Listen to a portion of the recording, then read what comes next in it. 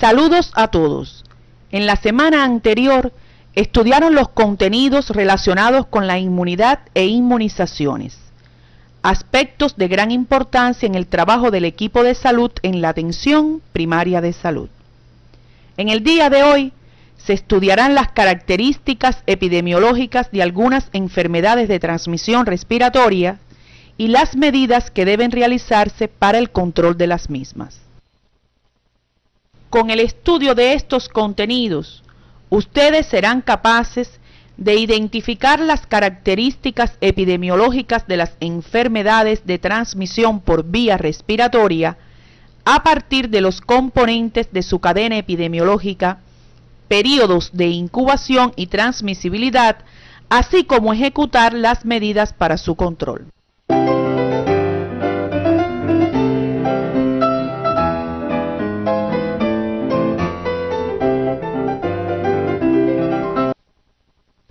Entre las enfermedades que utilizan para su transmisión la vía respiratoria están las infecciones respiratorias agudas, la tuberculosis, la meningoencefalitis, la tosferina y algunas enfermedades exantemáticas de la piel como el sarampión, la rubiola y la parotiditis.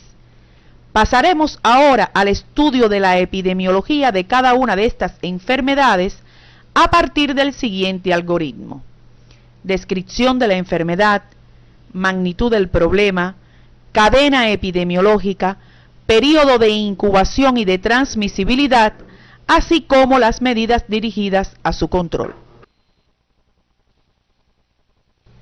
Las infecciones respiratorias agudas, comúnmente conocidas con las siglas IRA, son un conjunto heteroclínico y polietiológico de procesos mórbidos.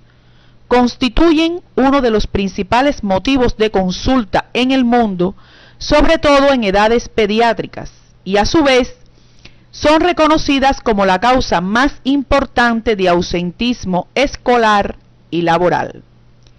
Bajo el término de infecciones respiratorias agudas se incluyen la rinofaringitis aguda o catarro común, la gripe, la sinusitis aguda, la faringitis y amigdalitis agudas, laringitis y traqueitis agudas, infecciones agudas de las vías respiratorias superiores, la neumonía y la bronquiolitis y bronquitis agudas.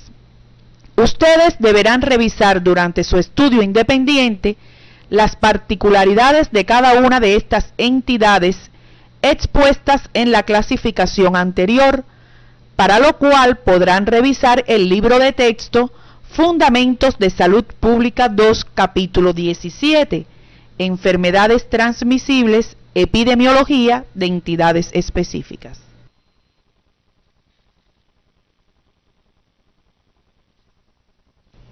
Las infecciones respiratorias agudas se encuentran entre las afecciones de más alta morbilidad en numerosos países, ya sean industrializados o del tercer mundo.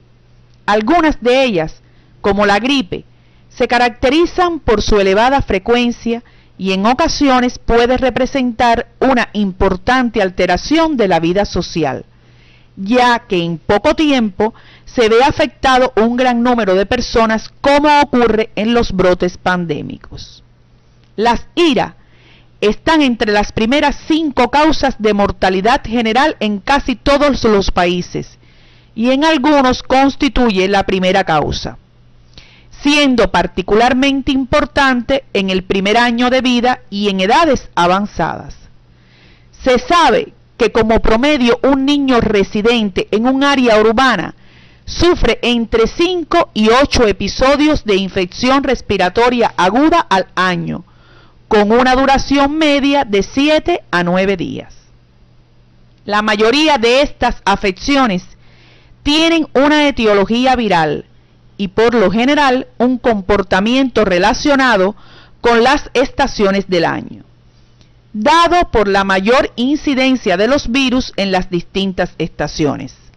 Por ejemplo, los rinovirus son más frecuentes en el otoño y mitad de la primavera, mientras que los virus Coxsackie lo son en el verano. La Organización Mundial de la Salud señala como factores de riesgo que propician la mortalidad por infecciones respiratorias agudas en los niños menores de 5 años los siguientes: el bajo peso al nacer, la falta de inmunización y la desnutrición. Se reconocen en los ancianos la senectud inmunológica, la disminución de la capacidad física y mental, el estado nutricional y la presencia de enfermedades asociadas como factores que incrementan la probabilidad de muerte en este grupo de edad.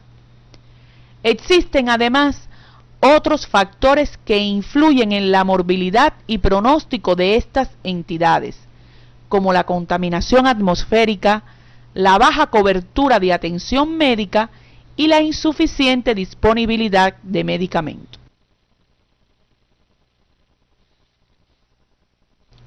A continuación explicaremos la cadena epidemiológica con cada uno de sus elementos. El agente infeccioso incluye gran número de microorganismos, como virus y bacterias. Entre los virus son frecuentes los de la influenza tipos A y B, con numerosos subtipos. Para influenza tipos 1, 2, 3 y 4, virus sincitial respiratorio, el cual es causa frecuente de bronquiolitis en el lactante, los adenovirus, los rinovirus, los enterovirus y otros. Entre las bacterias más frecuentes están neumococos, estafilococos áureos, estreptococos hemolíticos, Klebsiella pneumoniae, Haemophilus influenzae, Pseudomonas y Escherichia coli. El reservorio más importante es el ser humano, aunque también pueden serlo diferentes especies de animales domésticos y salvajes como cerdos, caballos, gallinas, monos, entre otros. La puerta de salida son las fosas nasales y la boca del reservorio, ya sea este enfermo o portador. La vía de transmisión fundamental es la respiratoria, pero se ha reconocido como una vía muy importante el contacto directo con las secreciones nasofaríngeas de los reservorios a través de las manos y objetos al llevárselo el huésped susceptible a la nariz u ojos. La puerta de entrada son las fosas nasales, los ojos y la boca del huésped susceptible. Se ha observado que los adultos frotan sus ojos una vez cada 2 o 3 horas, lo que facilita el depósito de las partículas virales en la mucosa de la conjuntiva. Una vez aquí, pasan por el conducto lagrimal a las fosas nasales donde desencadenan los síntomas. En relación con el huésped susceptible, puede ser cualquier persona sana, aunque los menores de 5 años y los mayores de 60 tienen una mayor susceptibilidad. El período de incubación de las infecciones respiratorias agudas es variable, aunque por lo general es breve, de 1 a 3 días. Por otro lado, el período de transmisibilidad dura mientras el agente infeccioso se encuentre presente en las secreciones respiratorias del reservorio. Las medidas encaminadas al control de estas entidades están dirigidas al enfermo, el ambiente y la población sana susceptible. Sobre el enfermo, es importante tener presente que el tratamiento con antibióticos solo está indicado en el caso que se tenga la sospecha de una etiología bacteriana. Ante la gripe y otras infecciones virales, puede utilizarse la amantadina, la rimantadina u otro antiviral. El aislamiento del enfermo es poco efectivo. Tenga en cuenta que la mayoría de los niños con IRA de las vías respiratorias superiores no necesitan antibiótico terapia, ya que la mayoría son de etiología viral.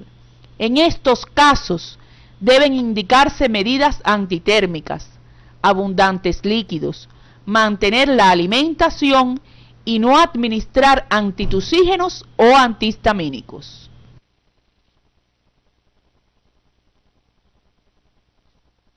Entre las medidas dirigidas al ambiente están evitar el hacinamiento, mejorar la ventilación en hogares y lugares de reunión, así como evitar la contaminación del aire. Por último, las medidas dirigidas a la población huésped susceptible se basan en acciones de promoción de salud relacionadas con la higiene personal y hábitos de vida colectiva adecuados, la quimioprofilaxis con medicamentos antigripales se puede emplear en contactos con riesgo, sobre todo en ancianos. Y también se pueden emplear vacunas antigripales contra el virus de la influenza en grupos de riesgo.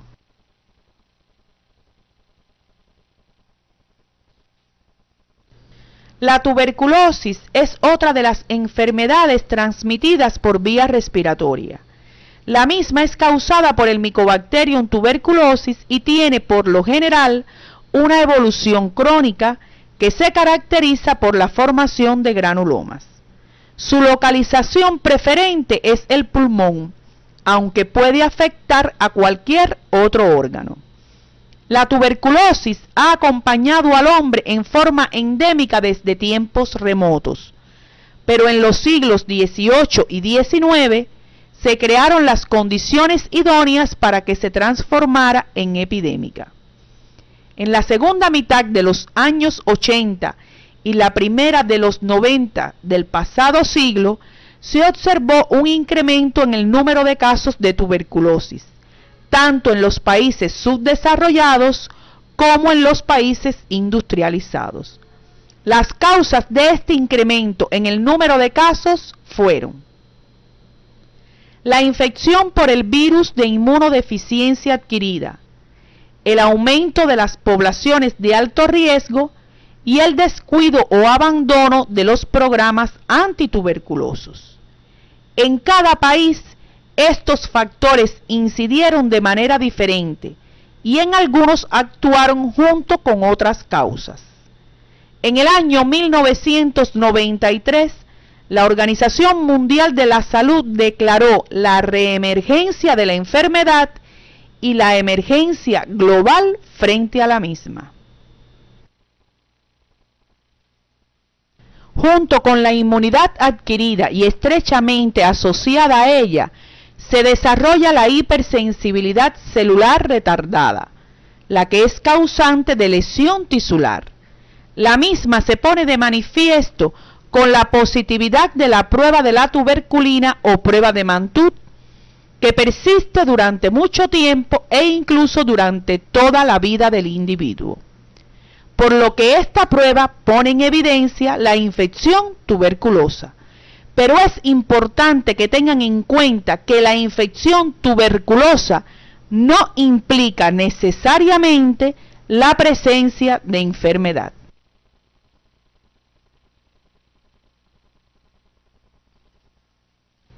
Podemos preguntarnos, ¿cómo ocurre la infección tuberculosa? El proceso comienza a partir de ser inhaladas las partículas infecciosas al exponerse un individuo a una fuente de infección.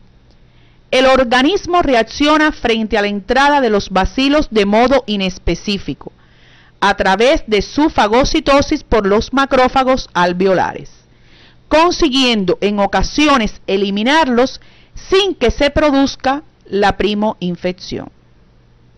Ahora bien, el proceso de primoinfección tuberculosa se produce cuando las partículas más pequeñas escapan de las defensas de las vías respiratorias y llegan a los alvéolos pulmonares, donde se multiplican en el interior de los macrófagos, produciendo su destrucción, regresando las partículas al espacio extracelular, desde donde por vía linfática llegan a los ganglios del mediastino y por vía hemática a numerosos aparatos del organismo, anidando en aquellos con abundante sistema retículo endotelial y elevada presión parcial de oxígeno.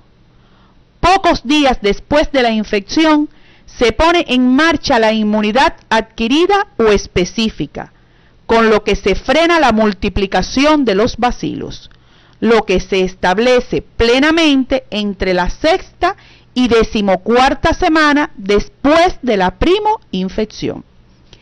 Esta inmunidad es suficiente para evitar la enfermedad en el 85 al 90% de los individuos, aunque el peligro de reactivación es permanente.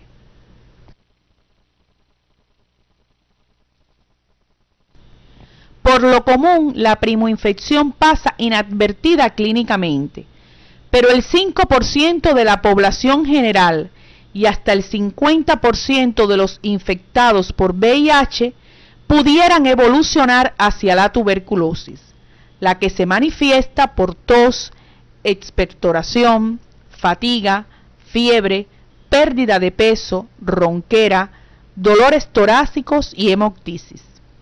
La tos es el síntoma respiratorio más frecuente, por lo que ante un paciente con tos que perdure más de 14 días, además fiebre de origen desconocido y otros síntomas respiratorios, debe descartarse la presencia de la enfermedad. La tuberculosis extrapulmonar es menos común y puede afectar cualquier órgano o tejido: ganglios linfáticos, pleura, pericardio, riñones, huesos, articulaciones, laringe, oído medio, piel, intestinos, epidídimo y ojos. El diagnóstico de certeza se obtiene por la detección de bacilos ácido-alcohol resistentes en exámenes directos de esputos y en los cultivos, en presencia de un cuadro clínico. Es importante además los datos epidemiológicos que apoyen al diagnóstico, como es la presencia de factores de riesgo para el desarrollo de la enfermedad, entre los que se encuentran la edad avanzada, la malnutrición, pacientes con enfermedades inmunosupresoras como es el caso del VIH-Sida, el contacto íntimo con pacientes con tuberculosis, personas con enfermedades asociadas como diabetes mellitus y enfermedades neoplásicas, así como el tabaquismo, el alcoholismo y el hacinamiento. Un aspecto de gran interés en el estudio de la epidemiología de la tuberculosis es la cadena epidemiológica, cuyo conocimiento facilita las medidas encaminadas a su control. El principal agente infeccioso es el bacilo de la tuberculosis humana, el Mycobacterium tuberculosis, que incluye el tuberculosis y el africanum en los seres humanos y en el ganado vacuno el Mycobacterium bovis. Todos estos son bacilos inmóviles, aeróbicos, incurvados y fusiformes, en ocasiones granulares o en forma de rosario, desprovistos de cápsulas. El reservorio es el ser humano. La fuente de contagio casi exclusiva es el hombre enfermo con tuberculosis respiratoria, cuya capacidad infectiva depende de la cantidad y la virulencia de los bacilos presentes en las lesiones abiertas, es decir, de las lesiones que tienen comunicación con las vías aéreas del paciente. Estos pacientes son los denominados bacilíferos y son muy infectantes. Existen otros pacientes cuya baciloscopía es negativa, pero el cultivo de las secreciones es positivo, los cuales tienen una capacidad infectante 10 veces menor.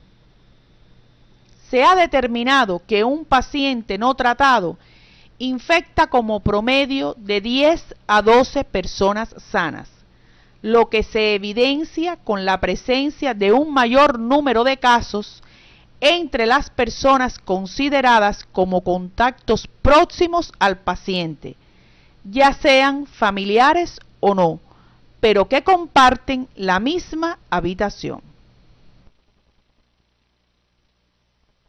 La puerta de salida es la boca y las fosas nasales del reservorio, que al toser, estornudar, reír o hablar, expulsa al aire partículas de secreciones respiratorias que contienen bacilos. Estas gotas se secan rápidamente en el exterior, pero los bacilos son resistentes a la desecación. Cada gota contiene entre 3 y 10 bacilos. La vía de transmisión fundamental es respiratoria, aunque se han descrito otras vías poco frecuentes y de menor importancia.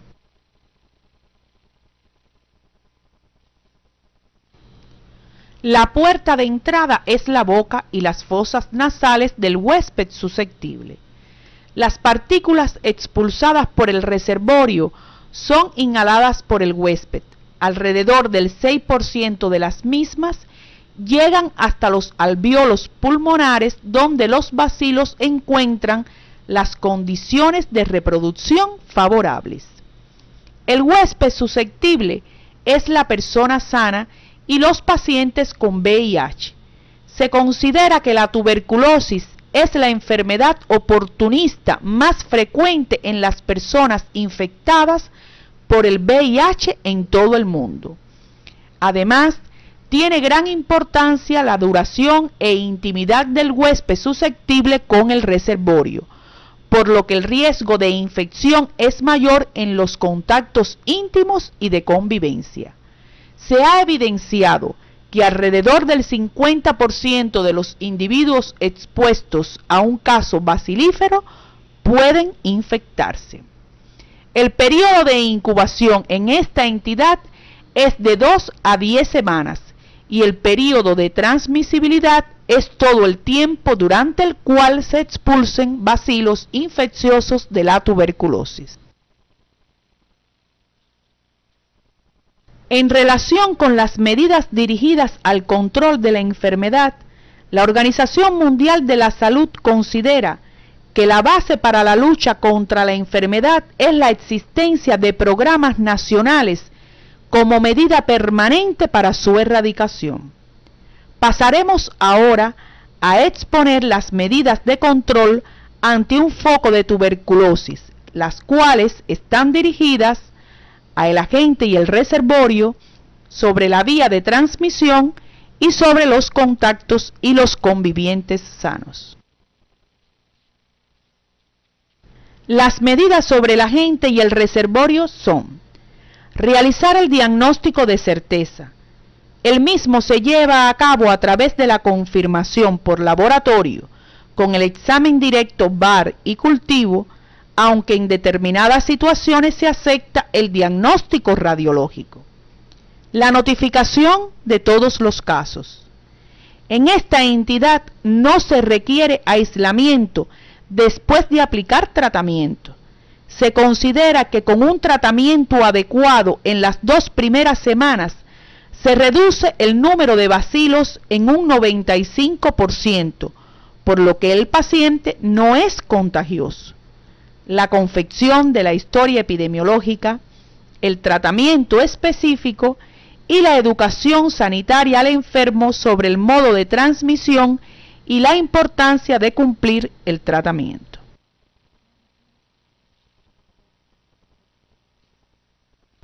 En relación con el tratamiento específico, la Organización Mundial de la Salud propone que éste sea de forma ambulatorio y controlado, con una combinación de medicamentos apropiados como la isoniazida, la rifampicina, la piracidamina y la streptomicina, bajo vigilancia regular por parte del equipo de salud, basado en exámenes directos de esputos.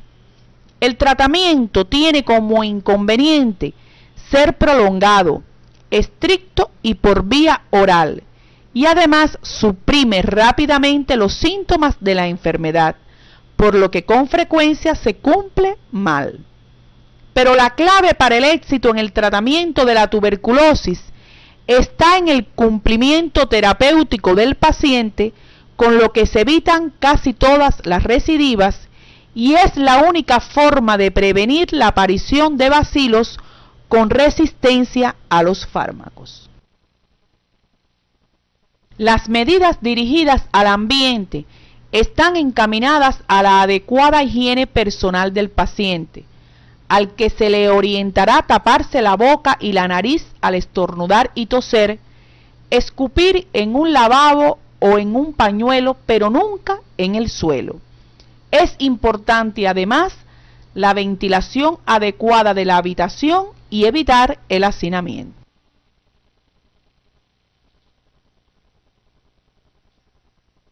Y por último, las medidas dirigidas a la población huésped susceptible, para lo cual se debe comenzar con medidas de promoción de salud con el objetivo de mejorar estilos de vida.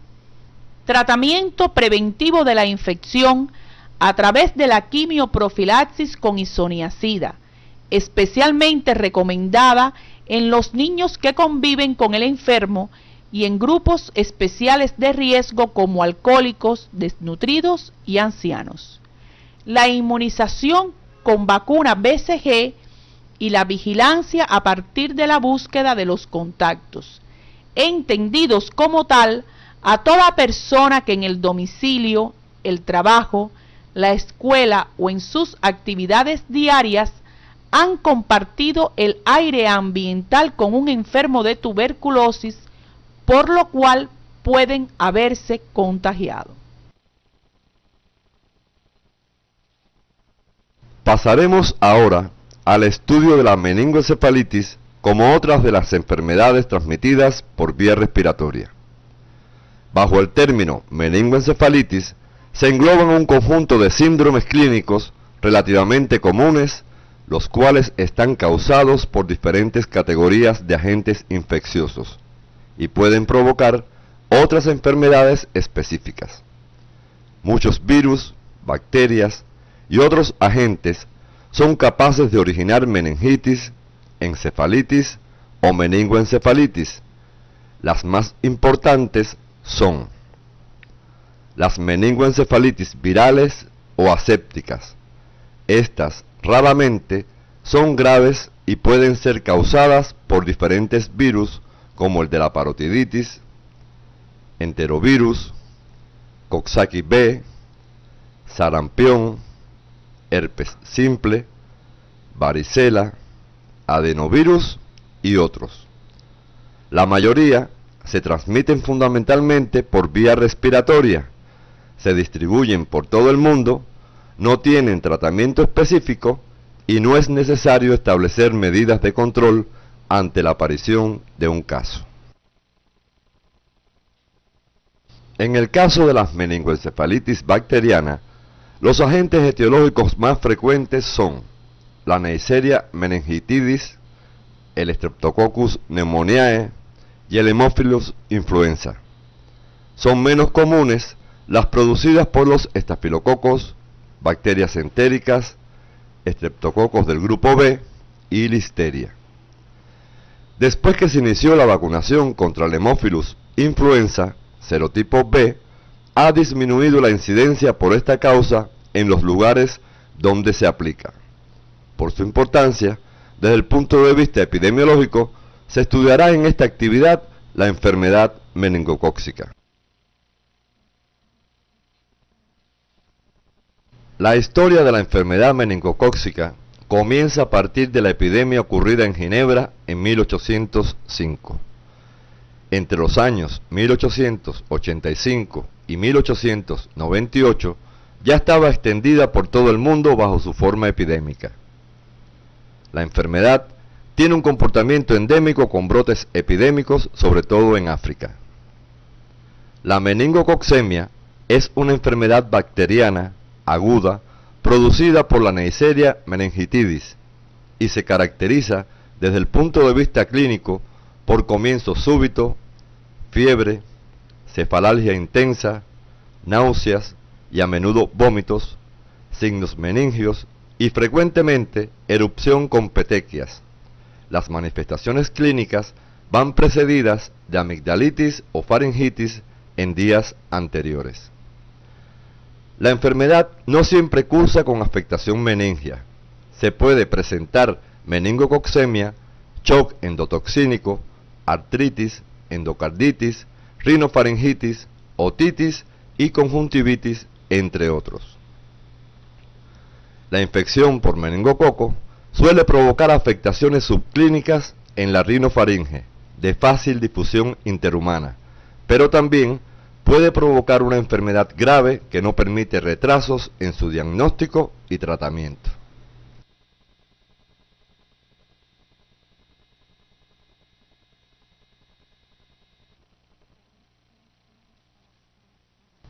La enfermedad se distribuye por todo el mundo.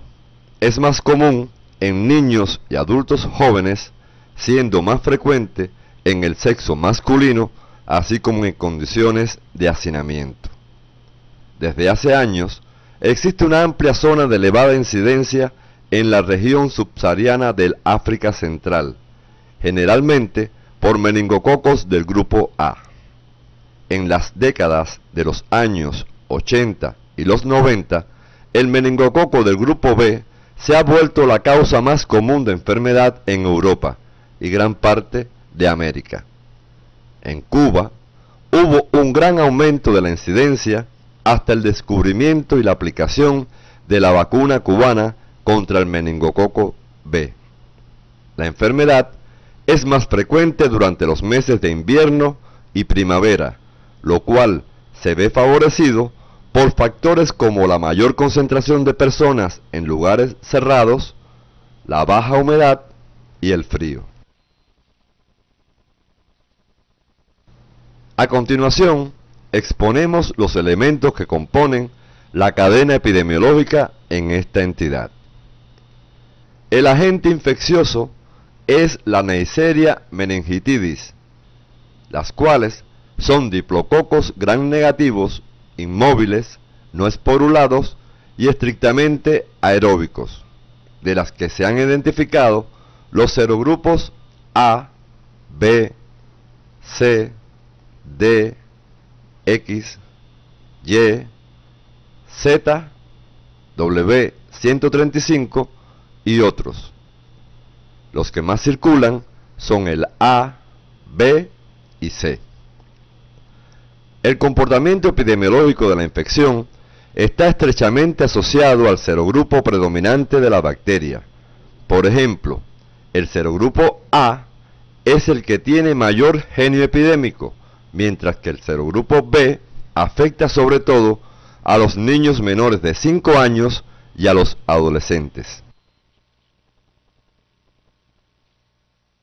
El reservorio es exclusivamente humano, sean estos enfermos o portadores. En el caso de los enfermos, estos dejan de ser peligrosos pocas horas después de ser instaurado el tratamiento. Los portadores sanos constituyen la principal fuente de infección y aumentan en las etapas epidémicas. Se ha determinado que existe una asociación entre el tabaquismo, tanto activo como pasivo, y el estado de portador. La puerta de salida es la boca y fosas nasales del reservorio. La vía de transmisión, fundamentalmente, es la respiratoria.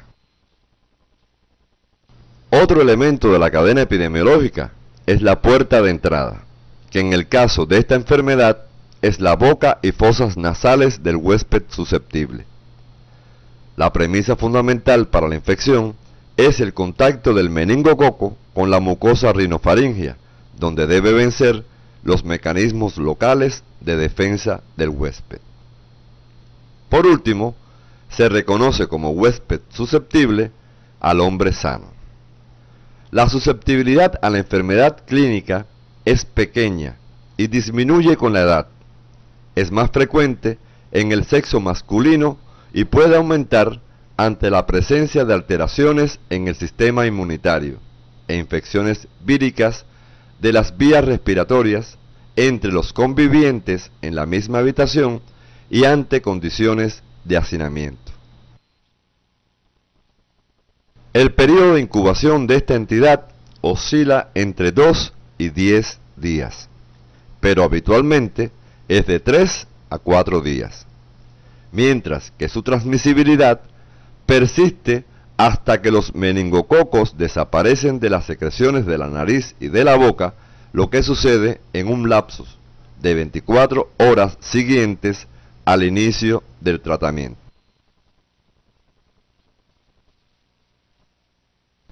Un aspecto de gran interés en las medidas permanentes para el control de esta enfermedad es la vacunación de la población, con lo cual se pretende elevar su nivel inmunitario. Estas vacunas se producen a partir de preparaciones químicas a base de polisacáridos capsulares y proteínas de la membrana externa del meningococo.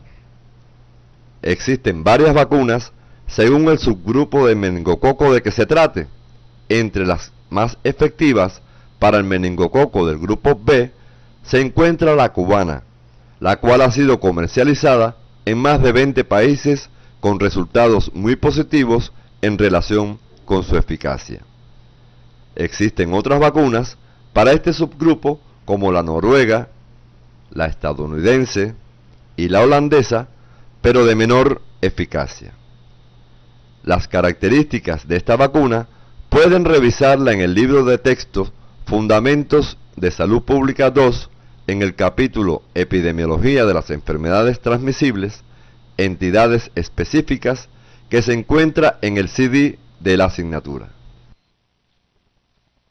Cuando se presenta un foco de infección por meningococcemia, las medidas inmediatas de control se dirigen a el agente y el reservorio, sobre la vía de transmisión y sobre los contactos y los convivientes sanos.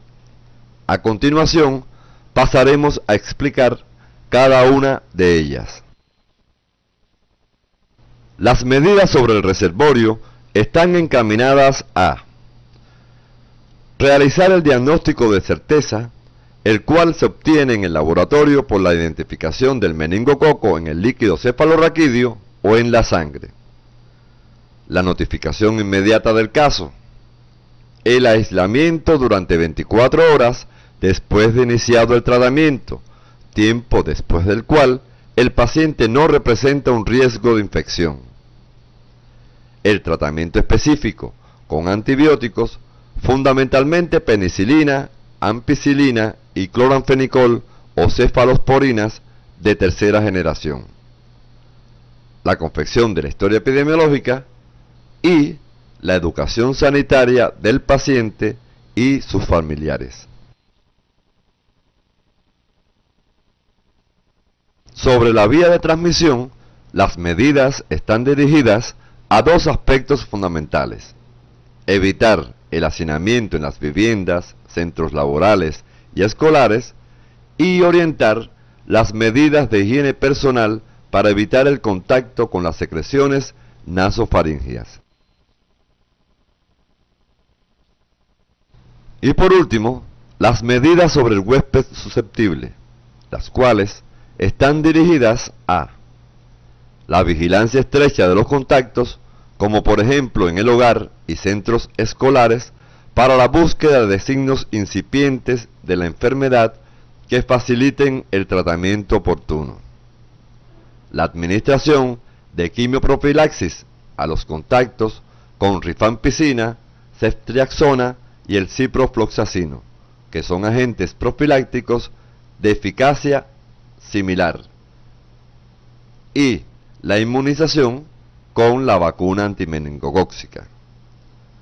Para profundizar en las medidas de control, debe revisar en el libro de texto Fundamentos de Salud Pública 2 el capítulo Epidemiología de las enfermedades transmisibles, entidades específicas, que se encuentra en el CD de la asignatura.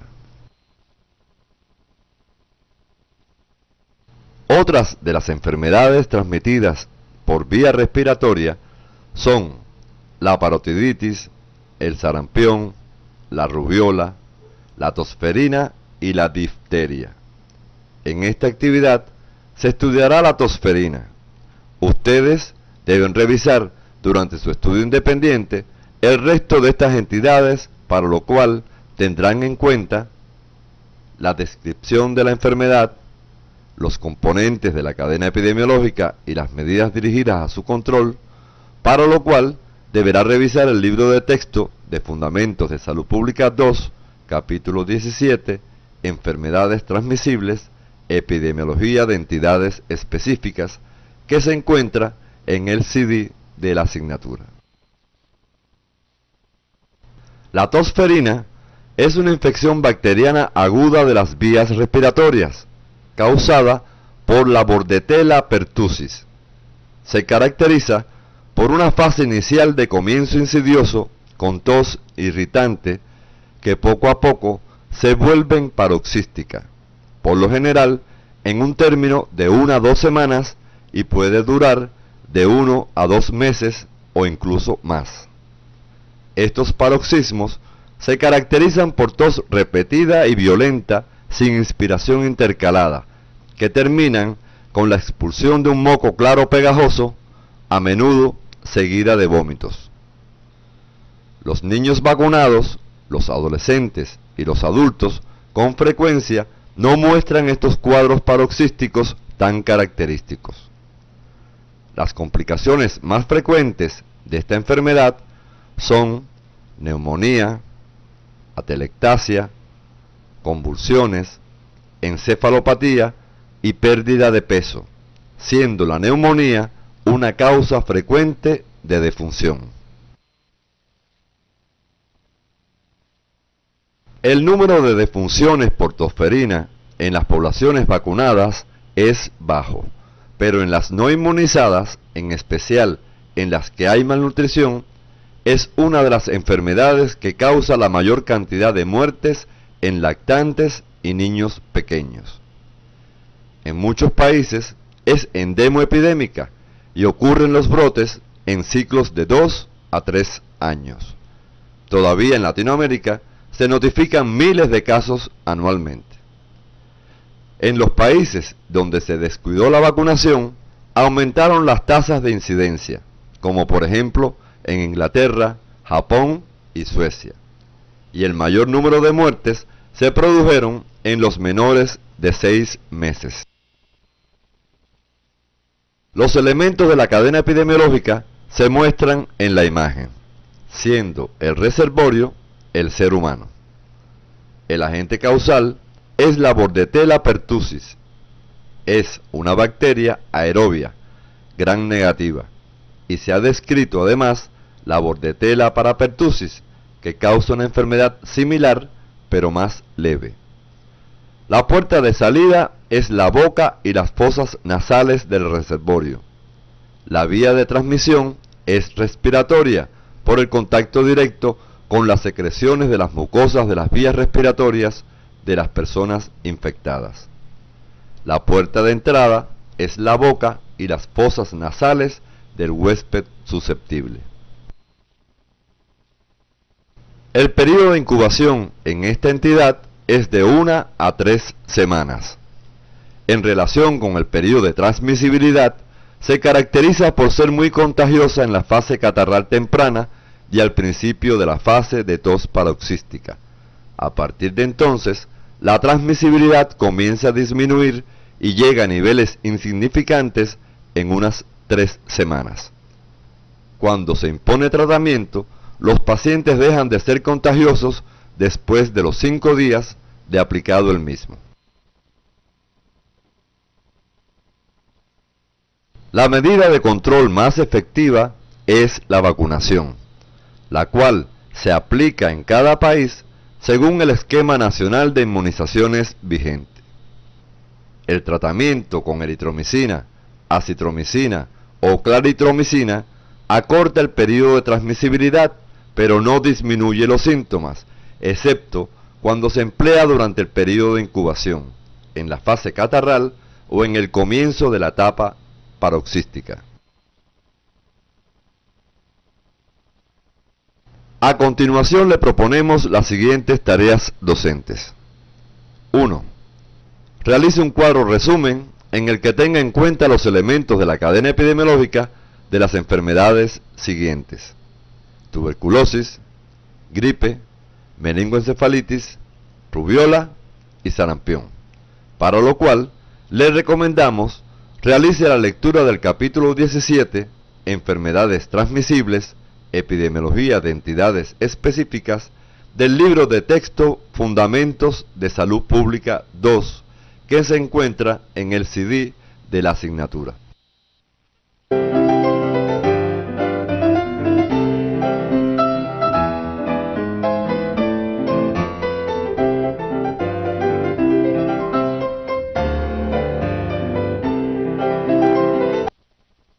Dos. Durante su práctica docente, identifique: inciso A, los factores de riesgo relacionados con las enfermedades de transmisión respiratoria. Inciso B, proponga las principales medidas dirigidas a su control. E inciso C, elabore un resumen por escrito, el que deberá presentar y discutir en una actividad grupal.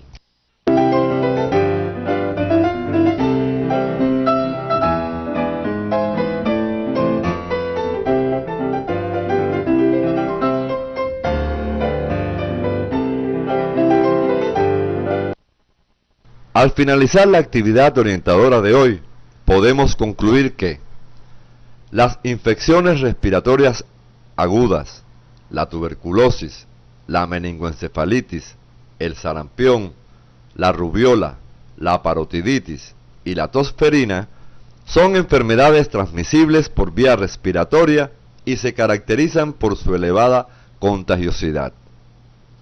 El conocimiento de los elementos que conforman la cadena epidemiológica en estas enfermedades es de vital importancia para el establecimiento de las medidas de control.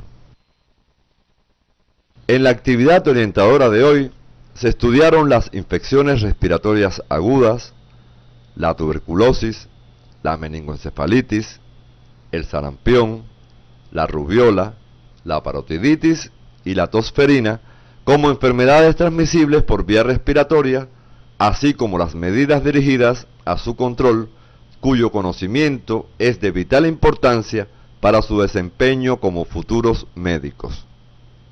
En la próxima actividad orientadora se tratarán contenidos relacionados con algunas enfermedades transmitidas por vectores y las medidas dirigidas para su control.